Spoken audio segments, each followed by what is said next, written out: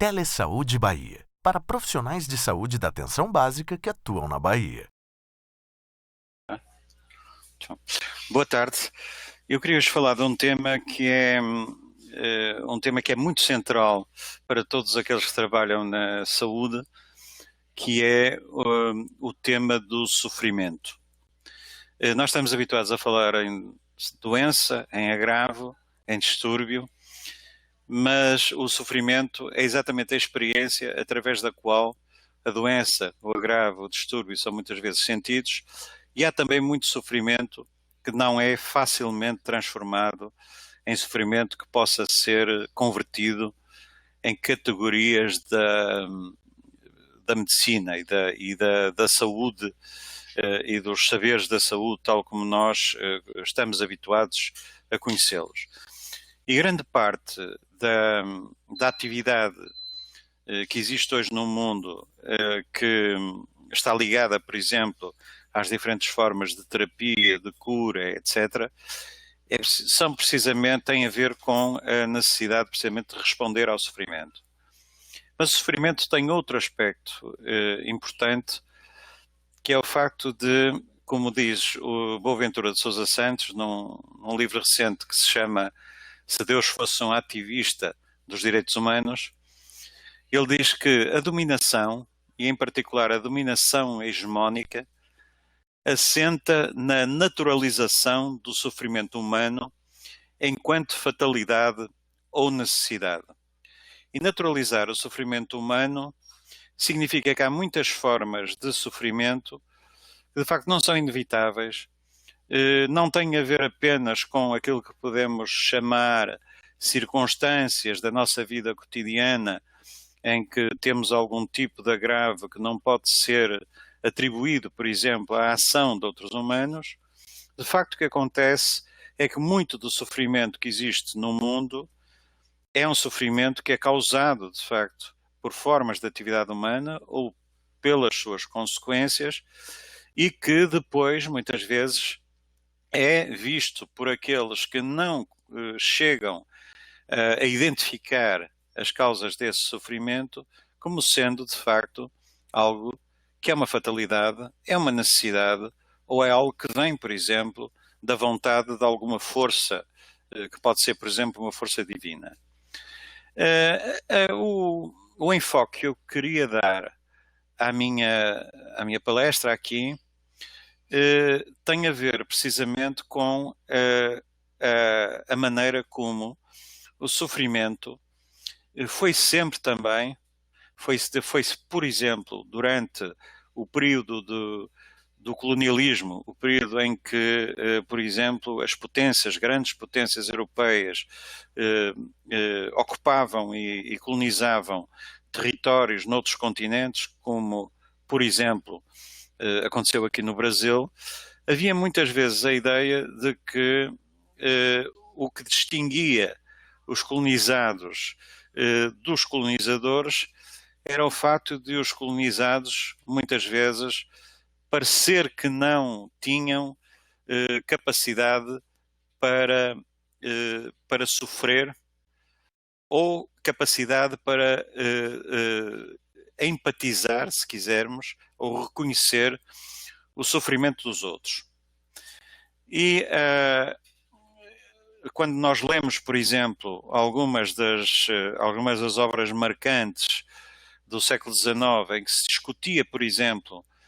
os atributos de humanidade das diferentes populações que existiam no mundo, havia, por exemplo, algumas partes dessas obras em que se levantava precisamente essa ideia de que há determinados povos, há determinadas populações que de facto parecem ter uma indiferença muito grande à dor e ao sofrimento, especialmente ao sofrimento dos outros. E, por exemplo, o Darwin,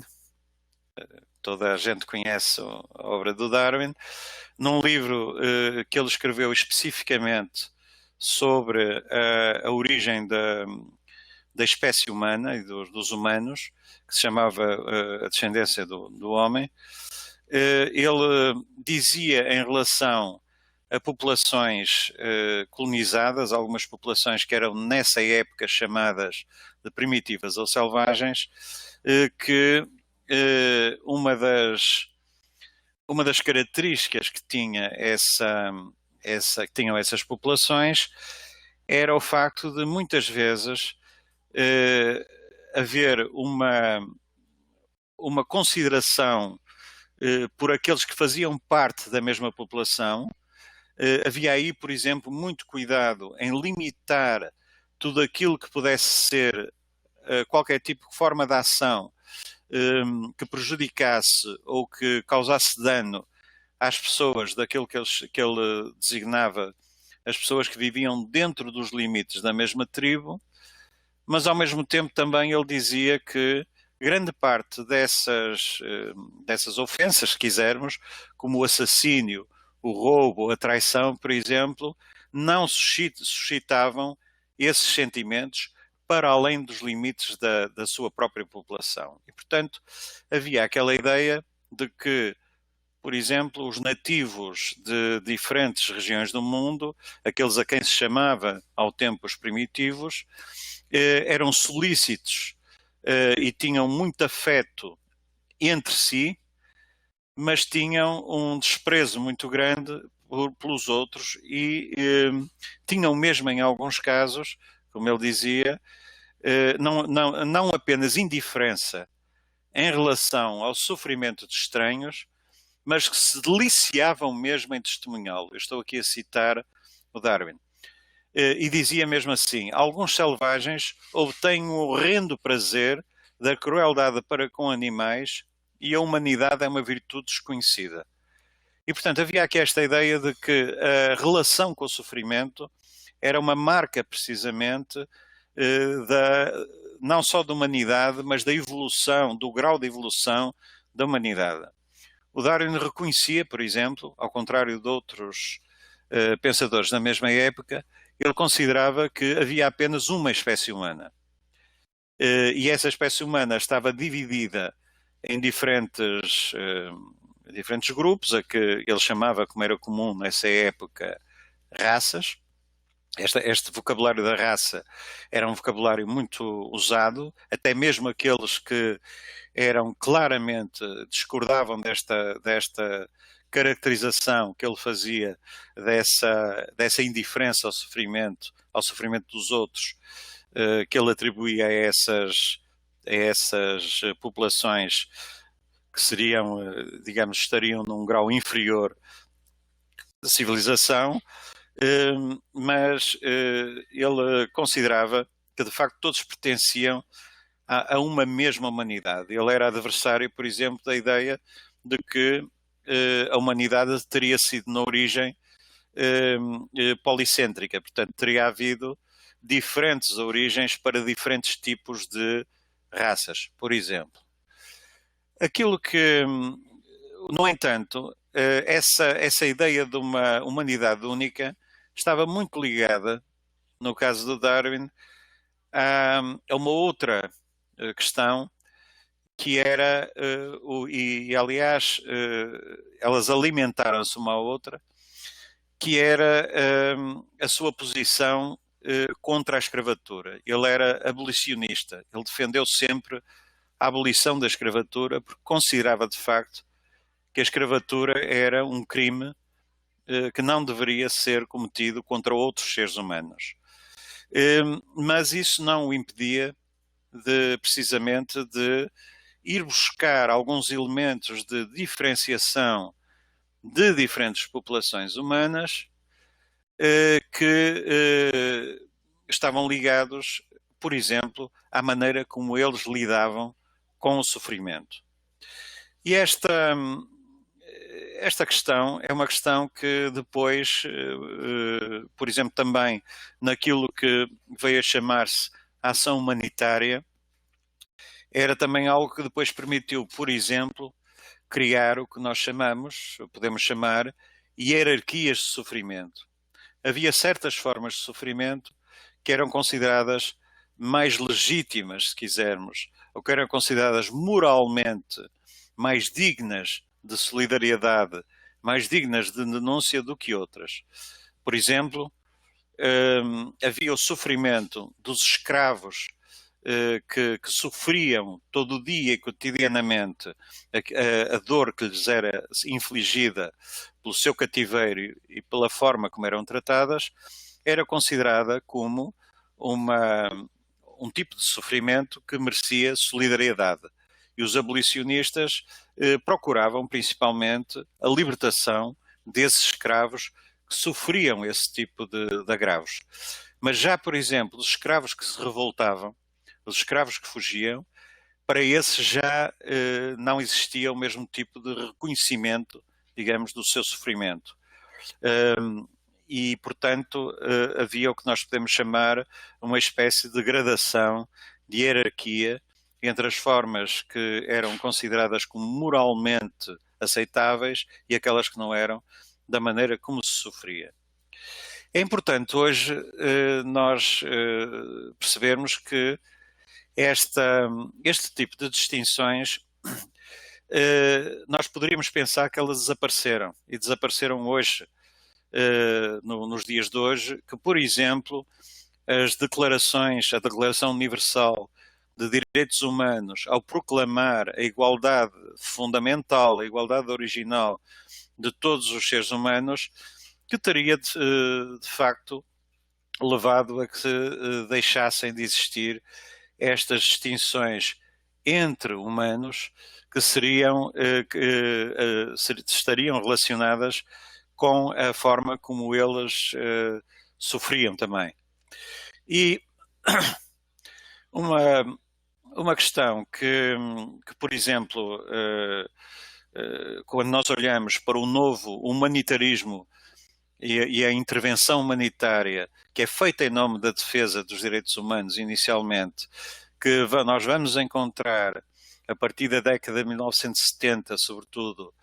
e que é muito voltada exatamente para socorrer pessoas que estão em risco de vida, para acorrer a pessoas que sofrem violência associada à guerra, à perseguição,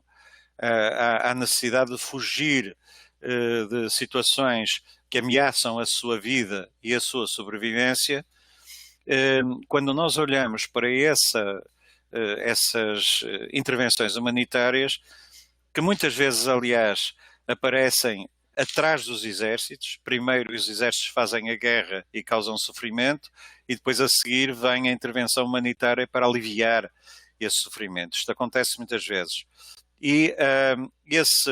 essa intervenção humanitária é feita muitas vezes em nome exatamente de salvar vidas, de proteger as vidas de pessoas que estão ameaçadas, partindo do princípio de que todo o ser humano que tem a sua vida em perigo merece precisamente ser ajudado. E o que é interessante, no entanto, em muitas destas intervenções é que essa caracterização, digamos, dessa obrigação de proteger os seres humanos ou de intervir para proteger seres humanos cuja vida está em risco, ela é acompanhada muitas vezes também de formas de ação que se limitam precisamente ou que circunscrevem esse auxílio, essa intervenção, àquilo que é a ameaça imediata à vida humana, especialmente aquela que pode ser, a que se pode responder através, por exemplo, da intervenção médica. Medicaliza-se o corpo das pessoas que sofrem, faz-se intervenções que de facto salvam essas vidas, mas depois muitas vezes aquilo que acontece é que essa intervenção termina quando termina a emergência que a motivou e não se reconhece que existe, para além desse sofrimento inscrito nos corpos, existe também outra dimensão de sofrimento, que é toda aquela dimensão que está associada ao modo de vida, que está associada à perda de modos de vida, está associada a tudo o que tem a ver com a dimensão que nós podemos chamar emocional, tudo aquilo que tem a ver com a perda de cultura, etc. E por isso é interessante também nós olharmos um pouco mais para a maneira como esta noção de sofrimento, por um lado, ela equaliza os seres humanos todos, desde que eles estejam sofrendo ameaças à sua vida e desde que ela seja dirigida a corpos que sofrem pela violência, sofrem pela guerra, sofrem pela doença, por exemplo, por situações de emergência, todos os humanos são iguais. No momento em que cessa essa intervenção, esses humanos continuam a ter que viver em situações que os distinguem dos humanos que vivem fora do que nós podemos chamar situações de emergência. E, portanto, o reconhecimento do sofrimento pode levar a esse tipo de intervenção, é um reconhecimento de um sofrimento que seria comum a todos os humanos, que seria uma característica de todos os seres humanos, ao qual se responde precisamente com essa intervenção de tipo humanitário dirigida aos corpos que sofrem, mas depois, a partir do momento em que cessa a situação em que a vida física dos corpos é ameaçada, ela é suspensa, de certa maneira, é retirada para que a vida continue. E muitas vezes ela continua em condições em que, passada a emergência, as pessoas continuam a viver em situações de grande carência, em situações de grande vulnerabilidade, em situações de grande precariedade. É interessante que esta situação, esta maneira de olhar para estas condições e para estas intervenções criou muita discussão interna, por exemplo, nas organizações de saúde que lidam com este tipo de intervenções. Por exemplo, há uma organização conhecidíssima, que é o Médicos Sem Fronteiras, que durante muito tempo fez as suas intervenções, aliás, salvando muitas vidas em muitos lugares e expondo-se muito, precisamente, a um risco enorme, salvou muitas vidas em muitos lugares, mas tinha esta prática. Intervém-se no momento em que essas vidas estão fisicamente ameaçadas, ou quando existe uma epidemia, no momento em que a epidemia está a evoluir e a propagar-se, no momento em que essa situação de emergência é ultrapassada, eles retiram-se. E isso significa que essas populações ficam numa situação em que não se resolveu os problemas que causam o seu sofrimento, respondeu-se a um tipo determinado de sofrimento. E depois já não é da responsabilidade da organização aquilo que se vai passar a seguir. É interessante que ao longo do tempo houve muito debate interno, sobretudo nesta organização, que sempre fez os debates em público, em que se dizia que não podemos continuar a fazer isto. Nós temos também de reconhecer as causas desse sofrimento, porque é que ele apareceu, porque é que as pessoas estão expostas a esse tipo de vulnerabilidade, mas temos também de ver como é que vamos cuidar de pessoas que precisam de mais do que essa atenção estritamente médica. Né? E é por isso que depois começa a haver intervenções que têm uma duração maior, têm uma maior permanência, envolvem outro tipo de cuidados. Por exemplo, no caso de desastres, começa a haver também cuidados no campo do que nós podemos chamar a saúde mental, sobretudo à volta da noção de trauma, por exemplo, mas em que se reconhece que há um sofrimento que está ligado a mais do que esse sofrimento do corpo. Porque é que isto é importante para nós pensarmos hoje a forma como os sistemas de saúde lidam com esta noção do sofrimento? Porque continua a haver, em muitos casos, um tipo de atenção que de facto parece, em muitas situações, reproduzir muito algumas destas tendências para considerar que é preciso dar atenção, sobretudo, ao sofrimento do corpo, que é aquele que pode ser tratado pela intervenção médica. E depois o sofrimento do espírito, o sofrimento da mente, o sofrimento da alma, aquele sofrimento que não é imediatamente associado ou associável a esse sofrimento físico, seria tratado de outra forma, através de intervenções, por exemplo, através de diferentes formas de terapia ligadas ao que costumamos chamar a saúde mental. Ora, é interessante que há já 60 anos, mais de 60 anos atrás, houve uma figura importante que para a história, foi para a história do século XX, mas também hoje para muita da reflexão que hoje fazemos, por exemplo, sobre a saúde, e especialmente sobre este problema das diferenças, das desigualdades na saúde, que foi o Frantz Fanon, que era um autor que vinha da Martinica, era, portanto, de uma colónia francesa do Caribe, e que era psiquiatra, e que iniciou a sua carreira no princípio dos anos 50, com muita reflexão sobre a maneira como eram tratados de forma diferente os pacientes que eram de origem norte-africana, de origem magrebina, que vinham da Argélia, que vinham de Marrocos, por exemplo, ou da Tunísia, que eram tratados em hospitais em França. E ele fez, na sua carreira profissional, ele iniciou exatamente em hospitais que atendiam esse tipo de pacientes. E nesses hospitais existia a ideia de que a função ou a missão dos médicos que tratavam, ou do pessoal que tratava a doença, deveria ser de tratar a doença de acordo com aquilo que eram os protocolos e os saberes e as práticas, consideradas boas práticas, da profissão médica. E é interessante que quando ele começa a ver como eram tratados os imigrantes que vinham da África do Norte, quando eram internados nesses serviços, ele começa a notar que a maioria dos colegas franceses, apesar de estarem ali para lidar abertamente com o sofrimento e trazer alívio e cura ao sofrimento, o que eles faziam era, de facto,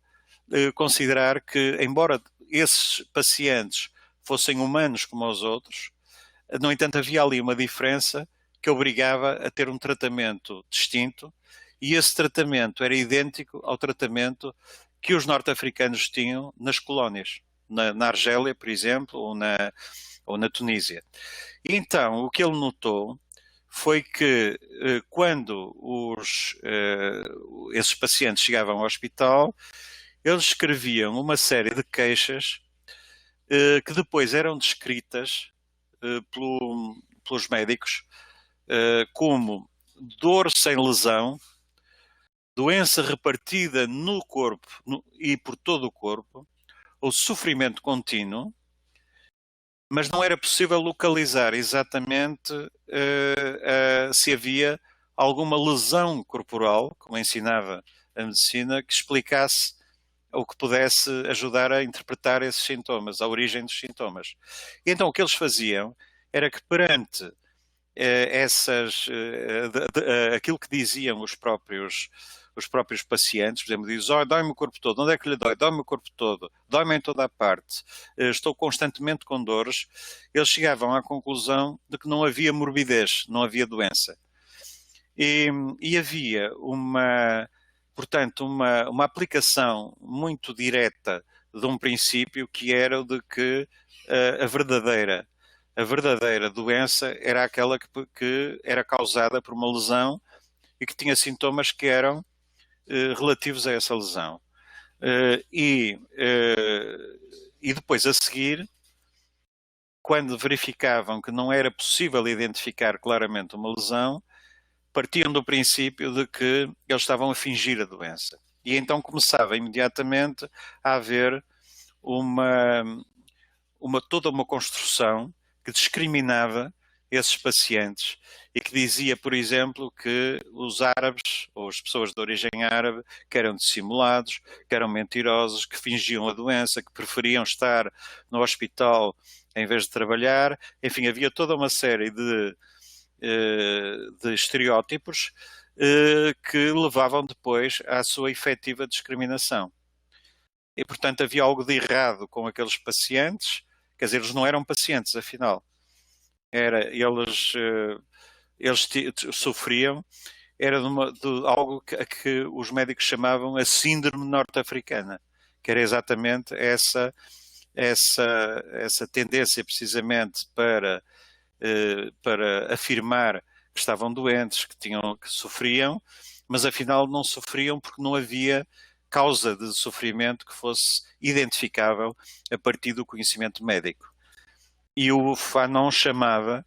a esta atitude um vício de construção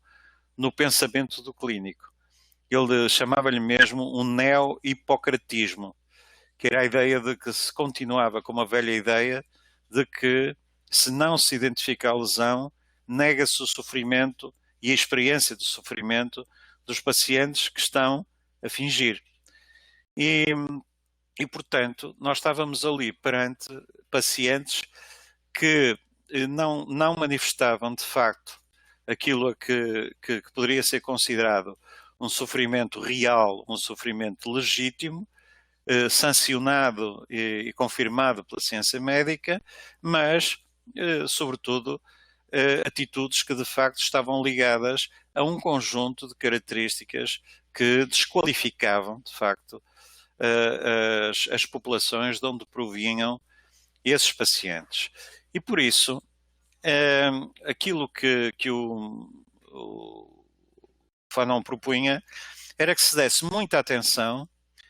àquilo que podemos chamar a linguagem ou o idioma do sofrimento no qual as pessoas manifestavam esse sofrimento. Havia várias maneiras de dizer o sofrimento. O sofrimento não tinha necessariamente de ser um sofrimento que correspondia ou que era manifestação de uma lesão que está na lista das doenças, por exemplo, reconhecidas pela profissão médica. Era muito importante também reconhecer que as condições de vida, as experiências de sofrimento que não estava associada à doença,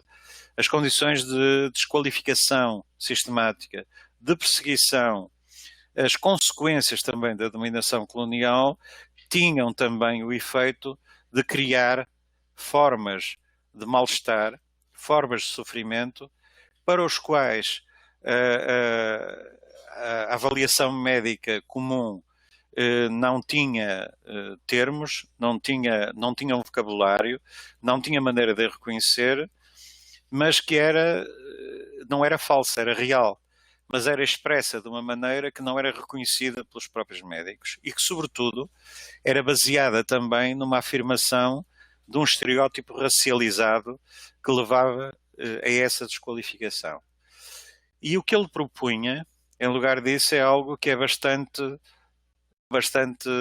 moderno, se quisermos, e que, por exemplo, é praticado hoje no âmbito da saúde coletiva, por exemplo, que é a de considerar que, para se poder, de facto, compreender essas diferentes maneiras como se sofre, era importante também começar a olhar mais para aquilo que seriam as diferentes condições de vida, as diferentes trajetórias da sua existência, as suas experiências, a maneira como as suas vidas tinham sido precarizadas, por exemplo, pela guerra, ou precarizadas pela perseguição, ou precarizadas pela dominação colonial, e que essas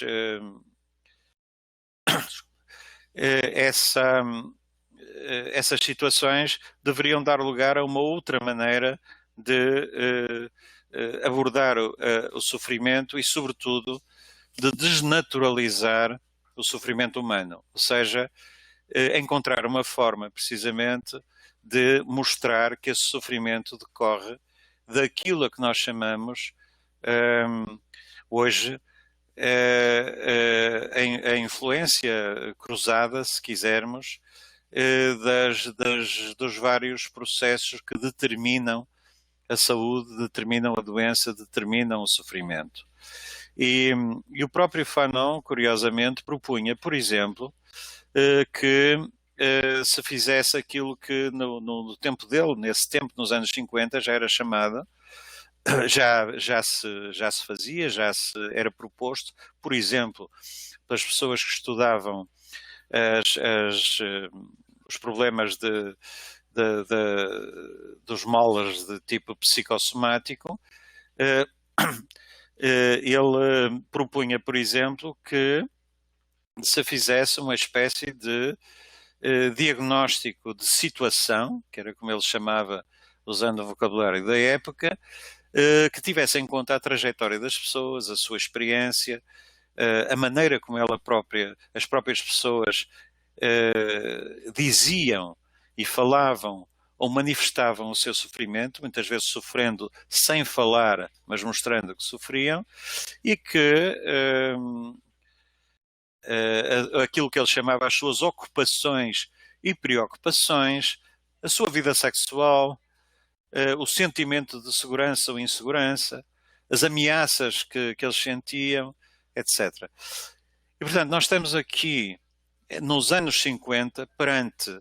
uma maneira de olhar precisamente para o sofrimento que um psiquiatra dessa época, um psiquiatra que ainda por cima vinha de uma colónia, que se formou na metrópole, que muito atento precisamente aos casos de discriminação racial e portanto, de violência colonial, num momento em que ainda começava a sua carreira, ele identificava realmente muitos problemas e muitos fatores que permitem, precisamente, ainda hoje, e que contribuem para a desnaturalização do sofrimento. Ou seja, a ideia de que realmente há muitas formas de sofrimento que cruzam influências diversas, cruzam determinações diversas e que estão associados a formas de violência, a formas de opressão, que não são formas necessárias e que resultam muitas vezes de situações de desigualdade, situações de injustiça ou situações abertas de violência exercida sobre determinadas populações e determinados grupos. Portanto, eu queria concluir simplesmente dizendo que esta concepção do sofrimento, curiosamente, é uma concepção que leva a que nós, ou pode levar a confirmar ou a corroborar a ideia de que há uma espécie humana que se reconhece também, digamos, no sofrimento próprio e no sofrimento dos outros. É um sofrimento que é comum, mas ao mesmo tempo também nem todos sofrem da mesma maneira e nem todos dizem o sofrimento ou mostram o sofrimento da mesma maneira. De igual modo, as condições e as circunstâncias que criam formas de sofrimento que não se resumem ao sofrimento físico detectável pela medicina, são, no entanto, muito importantes para se compreender também de uma maneira ampla, de uma maneira alargada, de uma maneira mais complexa, com que é que estamos a lidar quando lidamos com o sofrimento que nos aparece também no sistema de saúde, por exemplo. E, portanto, eu queria terminar simplesmente também, mais uma vez, com uma frase, uma afirmação do autor que eu citei no início, o Boaventura de Sousa Santos, que o enfrentamento do sistema do sofrimento injusto assenta na articulação entre o que ele chama a ligação visceral de um gesto assistencial, portanto, essa necessidade de aproximação, de reconhecimento do sofrimento dos outros, de um cuidado incondicional, portanto, o ser solidário com o sofrimento de quem está em condição precária, mas também à luta política contra as causas do sofrimento como parte de uma tarefa inacabada que se pode atribuir à divindade quando de facto se invoca motivos religiosos, mas que podemos também considerar que é uma tarefa inacabada de uma humanidade solidária. E, portanto, isto implica vincular o que ele chama a intersubjetividade visceral, aquela que nos move através dos nossos impulsos, da nossa emoção, daquilo que é o nosso sentimento de solidariedade, e a vontade radical de lutar por uma sociedade mais justa, que seja uma sociedade que procura dignidade humana, que é radicada também nas experiências e nos saberes, nas linguagens, nos idiomas de quem sofre a opressão e a injustiça ou todas as condições que geram esse sofrimento injusto e desnecessário. Obrigado. Bom, temos uma pergunta em relação a como se dá a articulação entre o gesto assistencial e o cuidado solidário e a luta política, né, contra as causas do sofrimento, como isso pode ser exercitado hoje pelos profissionais no Brasil. Bom, não existe uma forma única,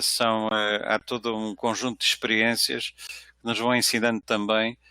como fazer essa ligação, essa articulação. Em primeiro lugar, a primeira questão é exatamente esse impulso, se quisermos, essa necessidade de praticar o que nós podemos chamar essa orientação visceral para o cuidado, que é uma coisa que não é desconhecida de todas as pessoas que trabalham na saúde, que significa que há todo um gesto solidário que é exatamente o de responder às situações mais visíveis e mais óbvias e imediatas do sofrimento. E depois, para além disso, as situações em que, de facto, nós devemos também procurar, seja como profissionais, como pesquisadores, por exemplo, mas também como membros de diferentes tipos de organizações, de associações, de grupos de usuários, por exemplo, tentar precisamente encontrar e identificar e tentar ver como é que identificamos e enfrentamos aquilo que podem ser as causas desse sofrimento. Há uma tradição dentro da saúde aqui no Brasil, da saúde coletiva, que é exatamente a de procurar vincular aquilo que são as condições que causam sofrimento, e também incluindo as condições de doença, por exemplo, mas não só, àquilo que é o que se costuma chamar, num certo vocabulário, os determinantes, noutro vocabulário, os processos de determinação, que são aqueles que vão gerar situações que criam injustiça também, criam sofrimento que é injusto, que é causado, por exemplo, pela ausência de condições adequadas de vida, por problemas de alimentação, problemas de acesso à água, problemas de saneamento, problemas relacionados com a moradia, com as condições de moradia, com condições de trabalho, e que devem ser depois, podem ser, depois de os identificar, nós podemos depois tentar encontrar maneiras precisamente de atuar também sobre eles ou atuar sobre a maneira como eles influem no sofrimento, para tentar minimizar essa influência ou então atuar mesmo sobre essas causas para que essas fontes de sofrimento injusto desapareçam. Há, por exemplo, condições em que as pessoas estão muito sujeitas à violência, por exemplo, a determinadas formas de violência, em que claramente a maneira de acabar com esse sofrimento injusto é atuar contra essas formas de violência. E, portanto, há sempre uma limitação nesse gesto assistencial ou solidário que nos indica precisamente que nós podemos estar a lidar com a manifestação imediata do problema, mas é preciso ir mais longe, é preciso ver como é que nós vamos atuar sobre aquilo que são as suas causas. E a capacidade de atuar sobre isso, evidentemente que é variável e, em princípio, deveria ser um dever do Estado, como através de políticas públicas, por exemplo, como está na Constituição brasileira. Mas isso não impede que, quando existe esse sofrimento injusto, seja muito importante essa ação solidária. Há, por exemplo, pessoas hoje que trabalham, por exemplo, na saúde global, que defendem a ideia do que chamam a solidariedade pragmática, que é quando há pessoas que sofrem, vamos com os nossos meios e da forma que nos for possível tentar atuar para enfrentar essas situações de sofrimento, sem nunca esquecer que quando atuamos nessas circunstâncias, nós não estamos a resolver o problema necessariamente. Estamos a responder àquilo que são manifestações desse problema, mas é necessário depois fazer mais do que isso. É necessário também atuar a montante do problema, se quisermos, no lugar de onde vem o problema. E isso tem que ser feito por via de políticas públicas, por via do reforço do próprio sistema de saúde, da sua capacidade de intervenção em áreas em que o próprio funcionamento do sistema de saúde pode ser um fator também na criação de sofrimento injusto. Por exemplo, quando não existe, se falha, por exemplo, em fazer chegar a assistência e a atenção àquelas pessoas que deviam ter acesso a essa atenção, pelo facto de serem cidadãos, por exemplo, e terem direito ao acesso ao sistema de saúde. E essas são questões que devem, que merecem um tipo de atuação que não pode ser apenas um tipo de atuação dirigido àquele caso. Tem que ser uma forma de atuação que costumamos descrever como política. Política no sentido também de atuar no campo da política de saúde e das políticas públicas que determinam ou condicionam a saúde. Temos algumas perguntas dos participantes. A primeira traz como lidar com o sofrimento humano e como superá-lo num mundo tão desafiador.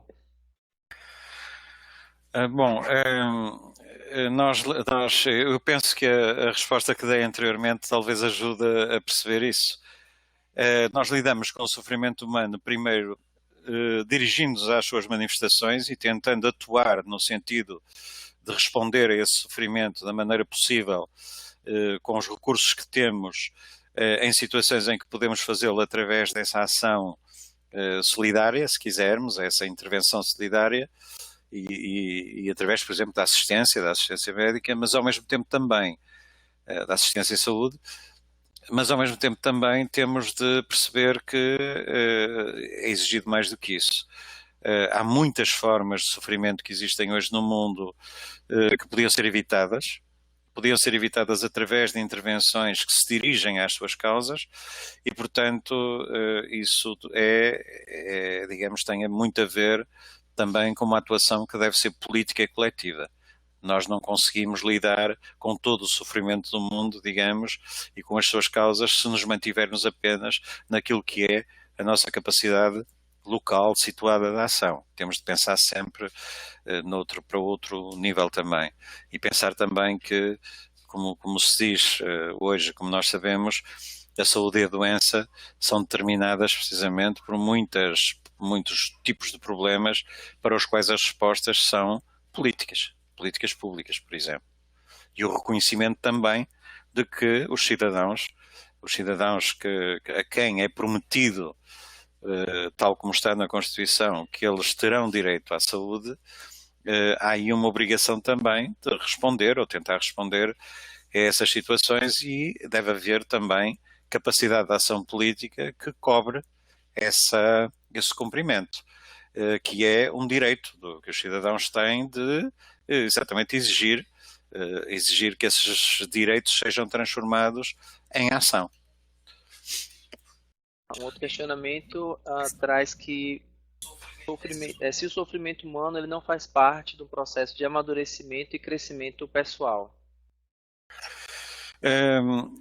aqui a razão por que nós fazemos uma distinção, quer dizer, quem trabalha sobre este tema faz uma distinção entre o sofrimento injusto e às vezes também acrescentamos desnecessário e o sofrimento em geral, é exatamente porque há muitas formas de sofrimento que fazem parte efetivamente daquilo que é a nossa experiência, a nossa formação. Há tipos de sofrimento que não são evitáveis. Nós vivemos esse sofrimento, por exemplo, podemos adoecer por razões que não têm a ver com uma intervenção humana que causa injustiça, causa uma situação de injustiça. Nós podemos simplesmente adoecer por razões várias. Eu posso ter há vários motivos para eu poder contrair uma doença, por exemplo, ou para eu poder sofrer fisicamente, que não podem ser atribuídos a essa intenção de fazer mal, ou a essa intenção de prejudicar, ou essa intenção de causar dano. E, portanto, também não podem ser consideradas como consequências não desejadas desses tipos de intervenções. Há situações em que, de facto, esse sofrimento é próprio do estar vivo, por exemplo. E há outras situações em que o sofrimento tem a ver com o nosso crescimento emocional, obviamente. E todo o crescimento que nós temos da passagem pelas experiências da vida. A perda, por exemplo, de uma pessoa que nos é querida, a experiência do luto, por exemplo. Muitas situações em que nós de facto sofremos também. Sofremos perdas, sofremos muitas vezes pela ansiedade e pela angústia que temos perante uma situação em que verificamos, por exemplo, que há algo que nos é caro ou alguém que nos é caro que está em risco de perder a vida, em risco de sofrer dano irreversível. Há sofrimento, por exemplo, que tem muito a ver com circunstâncias da vida pessoal em que nós, por algum motivo, tivemos um problema que não conseguimos resolver adequadamente e que nos vem, digamos, constantemente impor-se a nós, causando-nos angústia, ansiedade. Há muitos tipos de sofrimento que podem também ocorrer como parte da vida. Mas aquilo de que estamos a falar aqui, esse sofrimento que pode ser enfrentado de maneira deliberada para identificar e digamos, atacar as suas causas, se quisermos,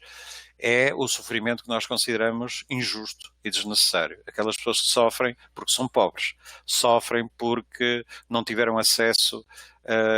a determinados tipos de serviços ou, por exemplo, de assistência médica. Sofrem porque foram apanhadas no meio de uma guerra que não foram elas que provocaram. Sofrem porque um tsunami ou uma catástrofe ambiental obrigou-os a migrar para lugares onde elas vão, de facto, viver em condições precárias em que cada dia é um dia de luta pela sobrevivência. Aquelas pessoas que têm que fugir do lugar onde vivem porque estão a ser perseguidas e estão em risco de vida. E depois isso causa, evidentemente, muitas formas de sofrimento que estão ligadas a essa necessidade da fuga, do exílio, do ser expulso do lugar onde se estava, do não se conseguir viver em paz no lugar onde se habita. Essas são situações que realmente têm muito a ver com esse sofrimento injusto.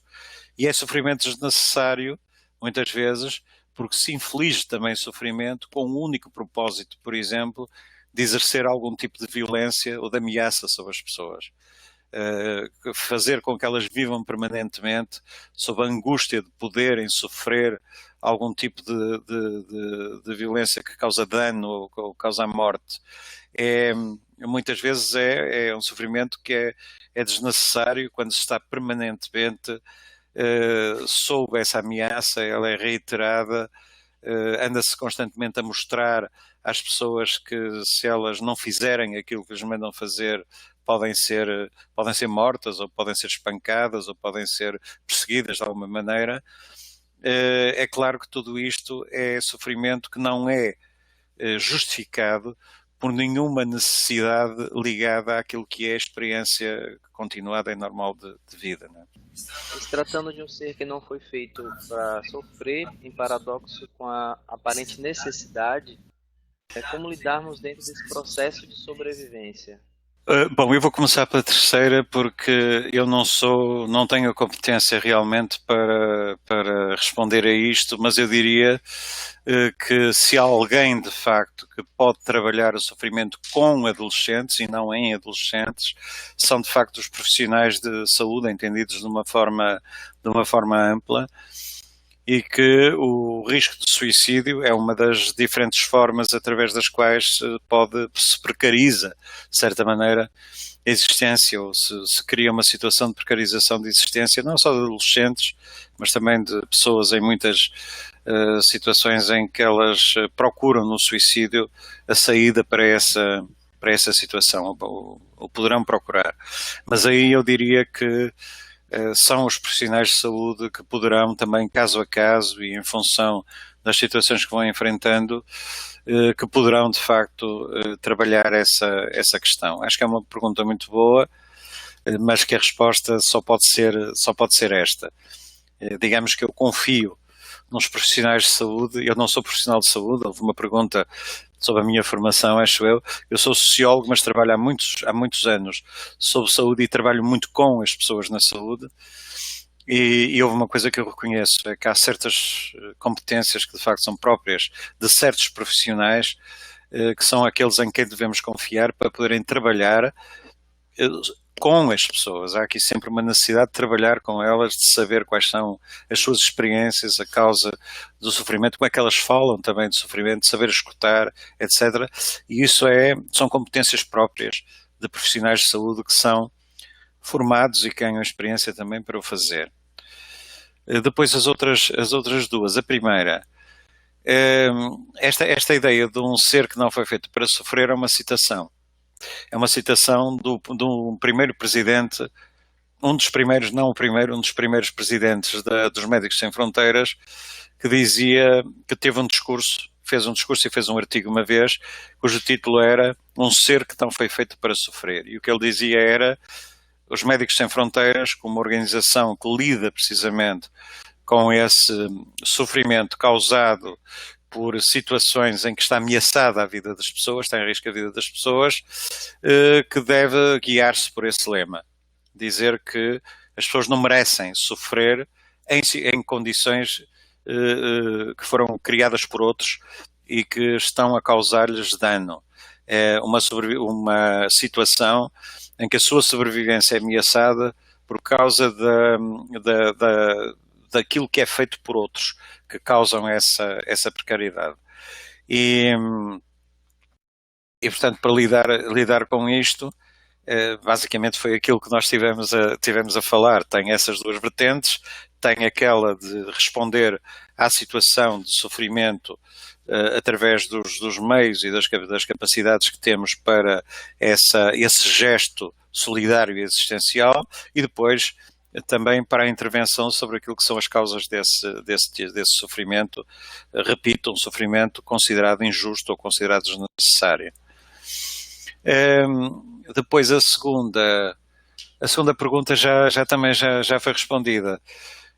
Eu acho que é importante esta distinção. É sempre importante, e é por isso que nós adjetivamos o sofrimento. Dizemos que existe um sofrimento que é este tal sofrimento próprio, precisamente, do desenvolvimento e daquilo que é a experiência das pessoas, que é diferente do adoecimento,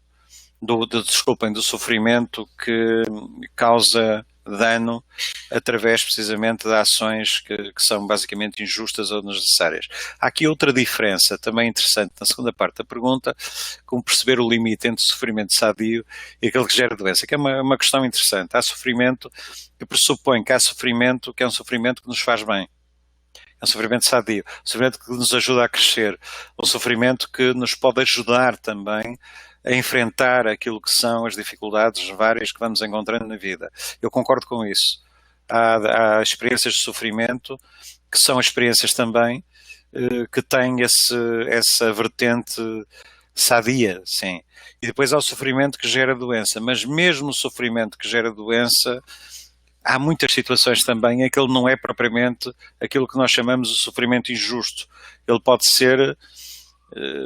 uma consequência, precisamente, da maneira como as pessoas lidam com algumas dessas experiências, sem que haja necessariamente um agente, digamos, que transforma o sofrimento em doença de uma maneira que seria, digamos, que seria considerada como imprópria e inadequada. E aqui, claro que quando o sofrimento, algum tipo de sofrimento, nós sabemos, por exemplo, que muitas vezes o stress ou outras coisas pode causar problemas cardíacos, por exemplo. O stress pode aparecer por razões várias, pode estar ligado a sofrimento injusto também, pressões enormes que são feitas sobre a vida das pessoas, por exemplo, no trabalho, mas ao mesmo tempo também há situações que não têm a ver com isso, têm a ver também com condições e situações em que se encontram as pessoas na sua vida pessoal e cotidiana, e às vezes ela pronto, está associada a doenças. Nesse caso, muitas vezes consegue-se tratar a doença, mas muitas vezes não se consegue tratar o sofrimento, pode ser uma questão diferente. Mas pode, por exemplo, haver intervenções que previnem precisamente em pessoas que manifestem algum desse sofrimento, essa possibilidade e esse perigo de vir a gerar algum tipo de doença que pode realmente ser, enfim, danosa para a pessoa. Estas foram as perguntas da nossa web palestra de hoje. Gostaria de agradecer a participação de todos vocês aí nos acompanhando. Também agradecer a participação do nosso palestrante convidado, o professor João Arriscado, para compartilhar conosco esse tema tão interessante e atual, em relação ao modo como vivemos atualmente. Telesaúde Bahia, para profissionais de saúde da atenção básica que atuam na Bahia. Disponível em qualquer lugar e a qualquer hora.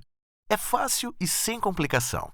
Se você é integrante de equipe de saúde da família, núcleo de apoio à saúde da família, consultório na rua, mais médicos, programa Saúde na Escola e Academia da Saúde, se conecte com a gente. Por internet, telefone ou pessoalmente. Saiba mais: www.telesaude.ba.gov.br